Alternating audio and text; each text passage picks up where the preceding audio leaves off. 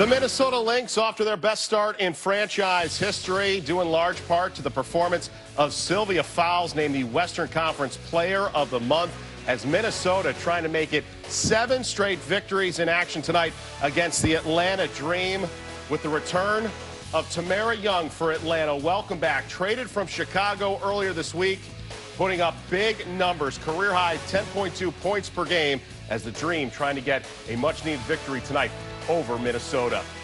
And with that, we welcome you to the WNBA studios alongside Katie Douglas. I'm John Brickley, and for Minnesota, a 19-2 mark, and over a month to go in this regular season, Minnesota is chasing some history. What I mean by that, 19-2 can join 3 other teams to win 20 of their first 22 games. Now, the previous 3, including the Sparks last season, have each won the WNBA title. Minnesota, though, needs to go 11-2 in their final 13 games to break the Mercury's record of 29 wins in a single season. But, Katie, I pose the question to you, is it worth it for Minnesota to chase the record?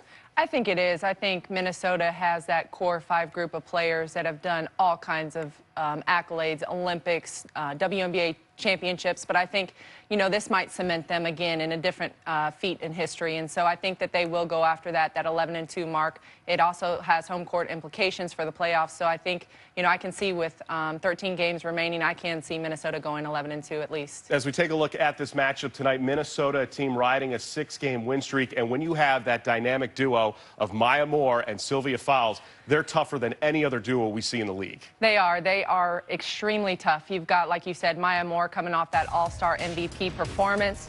She can hurt you in so many different ways. She can stop and pop. She can drain that three-pointer. You've got Sylvia Fowles. She's feeding the ball into Sylvia, shooting the best field goal percentage of her career. Strong MVP candidate with Sylvia Fowles. Maya Moore, again, feeding Sylvia inside, working the paint. It's one of the best dynamic duos that the WNBA has ever seen. On the flip side, you have a team in Atlanta going out this week, reacquiring, in a sense, Tamara Young, who was actually the first ever draft pick for this franchise, averaging a career best 10.2 points per game, known as a tough defender. You've played against her. What does she bring to this team? She brings that veteran presence.